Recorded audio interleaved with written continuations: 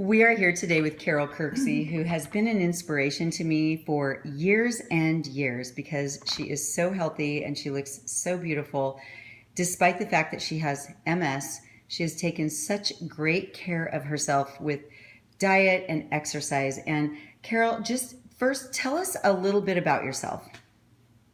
I'm 74 years old. I've had MS for 40 years.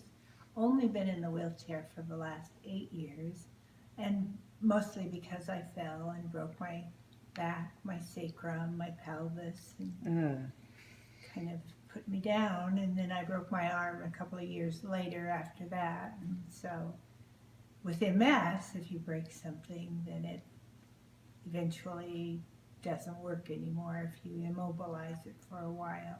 okay. And I think that's what's happened to me. Prior to that, I did aerobics, and then when that wasn't what they were doing anymore, I actually would go to the gym and do the elliptical trainer, and was worked out faithfully, followed a very strict diet of vegetables and fruits, and mostly vegan for a long time. Recently, I've added chicken and fish into my diet for more protein, but trying to stay with the natural foods type lifestyle, organic as much as I could. Good. Trying to stay healthy and believing in it and Great. taking care of myself. So, when did you learn about the importance of being healthy? Was it after you were diagnosed with MS? Actually, when I first started having health problems, and the only thing that was offered to me were drugs to fix different problems, I just felt like there had to be a natural way for my body to heal itself. Good. If I just, then I started researching nutrition and different diets, and I found a doctor here in town that was treating people with diet and supplements and things like that other than drugs.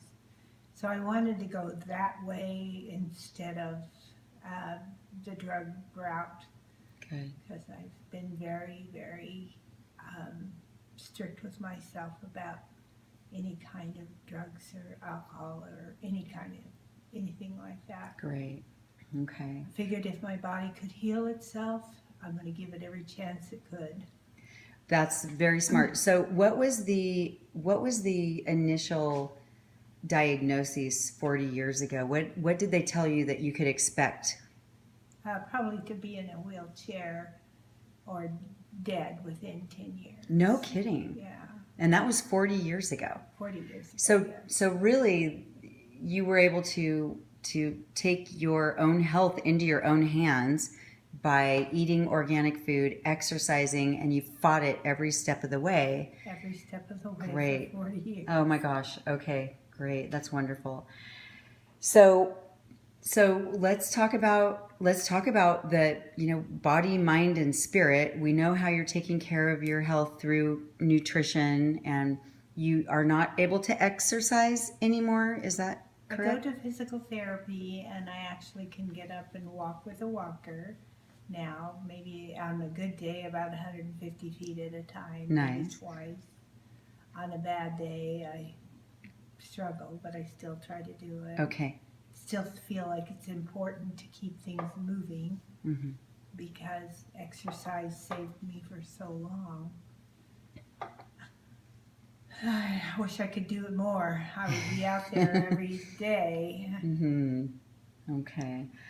And let's talk about, how do you sleep? Do you sleep well? Are you able I to sleep well. rejuvenate? Okay. Yes, I do sleep well. I've been blessed that when I go to bed, I can usually fall asleep right away, and I sleep pretty well. Okay.